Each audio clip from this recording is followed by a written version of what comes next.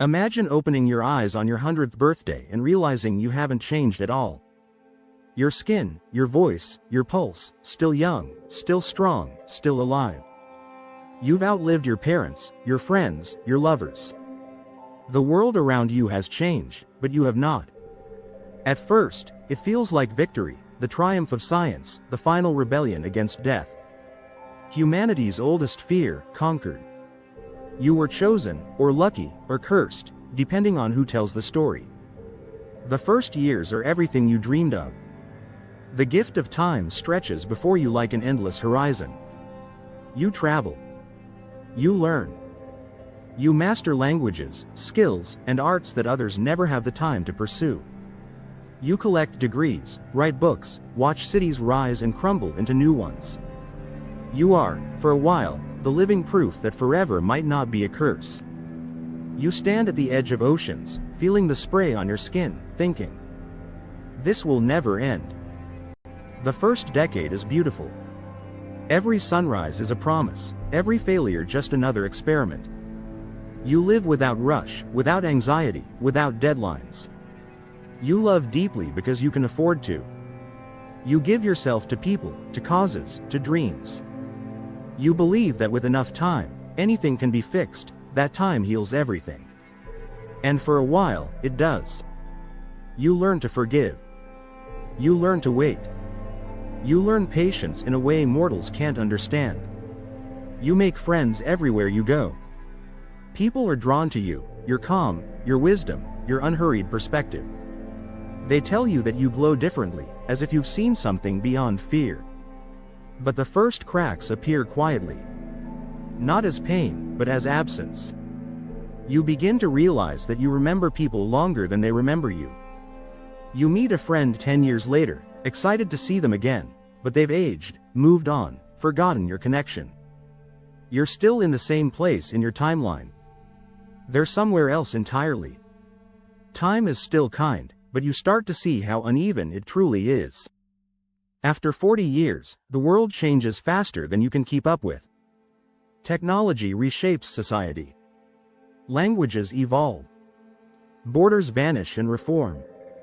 You adapt, of course. You always do. But there's a subtle ache every time you have to reinvent yourself again. People don't believe your age. They joke that you've aged well. You smile, because the truth is unbelievable. Love becomes complicated. You fall for mortals, and they fall for you. But every relationship ends the same way, you watching, helpless, as time takes them and spares you. You attend funerals quietly, dressed in black, pretending to be a distant friend. You grieve without explanation. You start to realize there are two deaths, the death of the body, and the death of being remembered. Eventually, people you loved will die twice.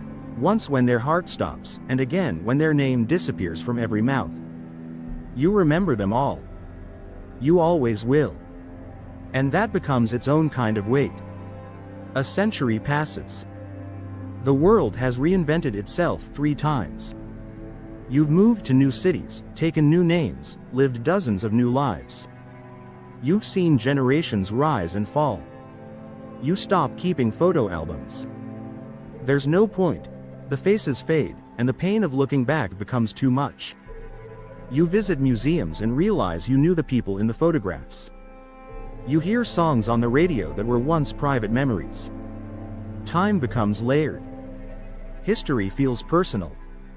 You start to notice your mind shifting. Memories overlap, old and new blending like wet paint. Sometimes you forget what century you're in. You walk through cities that were once villages and still expect to see the old roads. You are out of sync with the world. After 2 centuries, grief becomes routine. You no longer cry for the dead, there are too many. The pain dulls into a steady hum beneath everything. You learn to love carefully, to avoid attachments that might destroy you again. You become an observer more than a participant. You read about wars and disasters with numb familiarity. Every pattern repeats itself: greed, revolution, hope, collapse.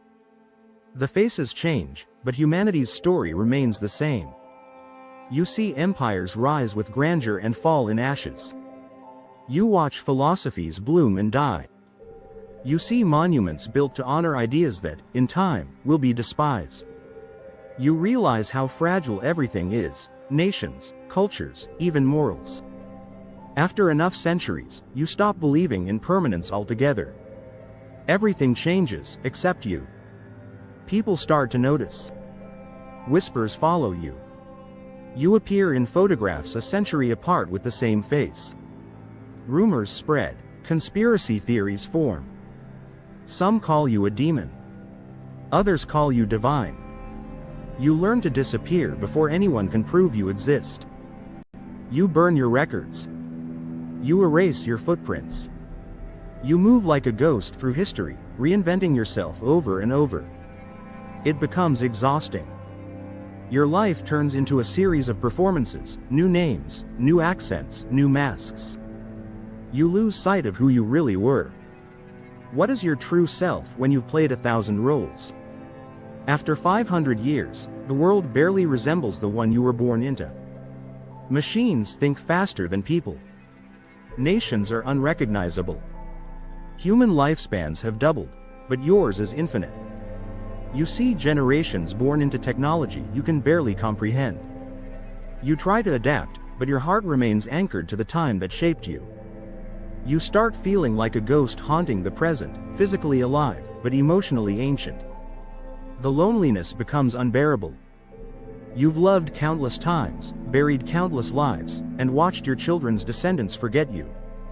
To cope, you isolate yourself. You retreat to quiet places. Forests, mountains, the sea. You speak less, feel less, because every emotion eventually becomes too loud, too familiar. You start to understand why gods in myths were distant, because to live beyond time is to watch everything decay. By the 1,000th year, you no longer use years to measure time. You think in cycles. Ice ages, solar storms, the rise and fall of species. The world changes beyond recognition. The stars themselves shift positions. You've seen the continents reshape, cities crumble, languages mutate into whispers of what they once were. You live long enough to see humanity evolve, not metaphorically, but literally. They merge with machines, spread into space, redesign their own genes. And still, you remain the same. At first, they revere you, the last, original human. Then they pity you. Then they forget you. You walk among people who no longer see you as one of them. They've transcended mortality by choice, while you did it by accident. You are not a symbol anymore, just a relic. You try to die, but death does not come. You've jumped from cliffs, drowned in oceans, walked into storms. Each time, you survive. Each time, you wake up again. Immortality stops feeling like a gift.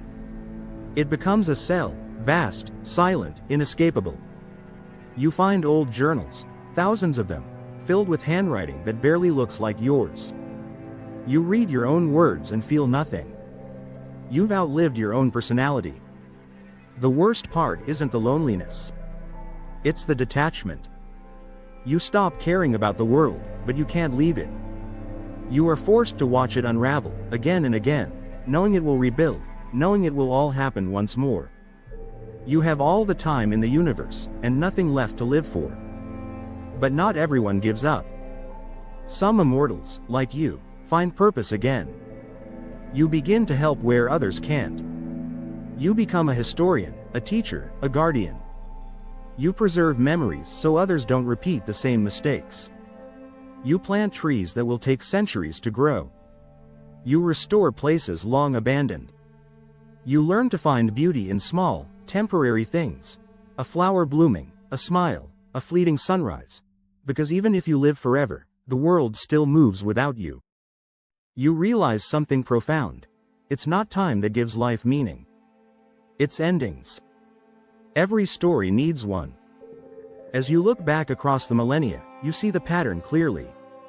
Mortals cherish because they must. They create art because they know it will be lost. They love because love is fragile. They care because they don't have forever. The meaning of life was never found in its length, it was always in its limits. Without death, purpose dissolves. Without urgency, joy becomes dull. You understand now why humans feared death less than they feared emptiness. Time without purpose is a void. And you've stared into it for longer than anyone ever will. Now, when someone asks if immortality is worth it, you don't answer.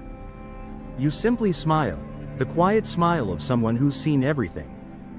You no longer chase meaning. You create it, one moment at a time, because that's all that's left. You've learned that eternity is not about never dying.